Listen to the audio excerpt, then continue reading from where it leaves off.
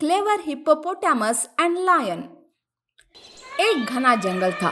जंगल के सारे जानवर मिलजुल कर रहा करते थे।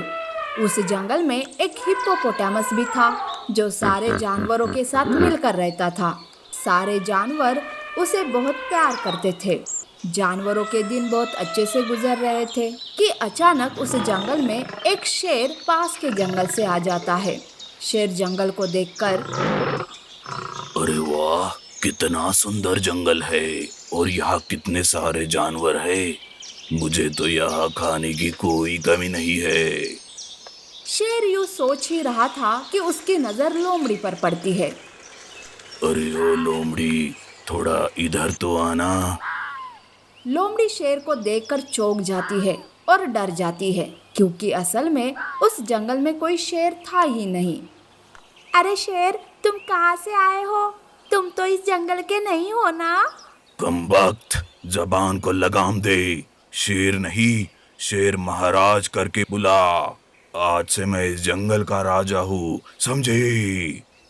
ये कहकर शेर जोर से दहाड़ मारता है, जिसे सुनकर लोमड़ी डर जाती है।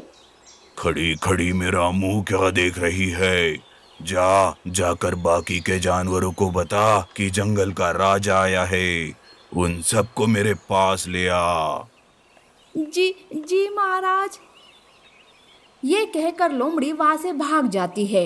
वो भागी भागी बाकी के जानवरों के पास जाती है।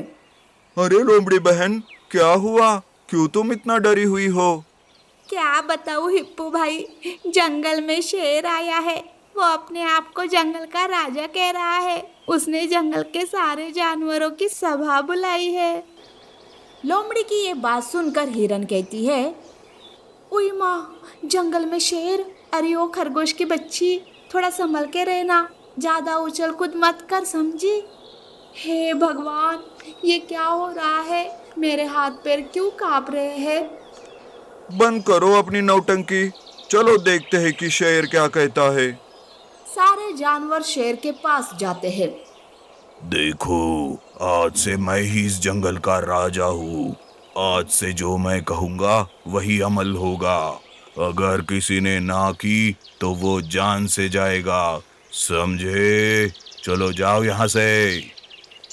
ये कहकर शेर जोर से दहाड़ मारता है। शेर की दहाड़ से सारे जानवर डर जाते हैं और वहां से चले जाते हैं।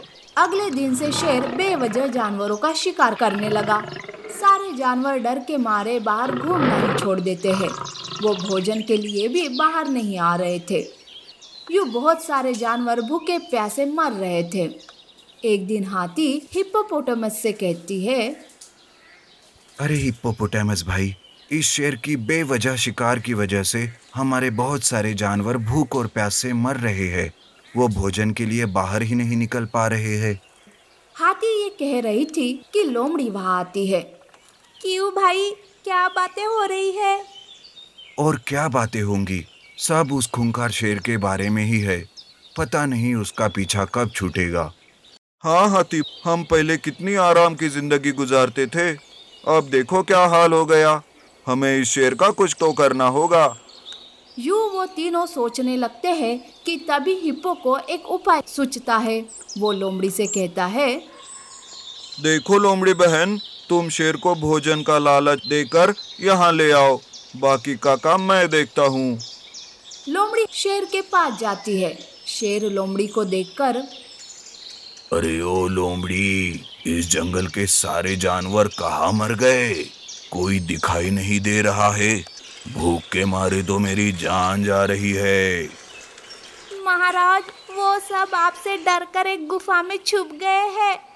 हिप्पोपोटामस उन सबके भोजन का इंतजाम कर रहा है। क्या? उस हिप्पोपोटामस की इतनी मजाल कि वो मुझसे पंगा ले रहा है। मुझे वहां ले चलो, मैं अभी उसे सबक सिखाता हूँ। लोमड़ी शेर को हिप्पोपोटामस के बताए हुए जगह पर ले जाती है। वहां गुफा में भोजन रखा हुआ था और गुफा के बाहर हिप्पोपोटामस खड़ा था। देखो शेर, तुम ये भोजन नहीं खा सकते। ये भोजन तुम्हारा नहीं है। अरे हिप्पो, तेरी ये मजाल कि तू जंगल के राजा को ही रोक रहा है। देख, अभी मैं बहुत भूखा हूँ। अच्छा यही होगा कि तू मेरे रास्ते से हट जा, नहीं तो तेरी खैर नहीं। हिप्पोपोटामस डरने का नाटक करता है और धीरे धीरे पीछे हट जाता है। शेर ना आगे सोचता है और ना पीछे, सीधे गुफा में चला जाता है और वहां पड़े मांस को खाने लगता है। वो खाने में इतना खो जाता है कि वो कुछ नहीं सोचता, बस खाते ही जा रहा था। इधर बाहर खड़ा हिप्पोपोटामस उस गुफा पर एक बड़े से पत्थर को लगा देता है। शेर अपना भोजन खत्म करके पीछे मुड़कर देखता है तो गुफा बंद थी। वो जोर जोर से दहाड़ मारता है पर बाहर नहीं निकल पाता। अरे कोई है, मुझे बाहर निकालो, मेरी मदद करो, कृपया मुझे बाहर निकालो। कोई भी उसकी मदद नहीं करता। शेर भूख और प्यास के मारे उस गुफा में ही मर जाता है। सारे जानवर हिप्पोपोटामस का धन्यवाद करते हैं। फिर से वहाँ के सारे जानवर खुशी खुशी से रहने लगते हैं।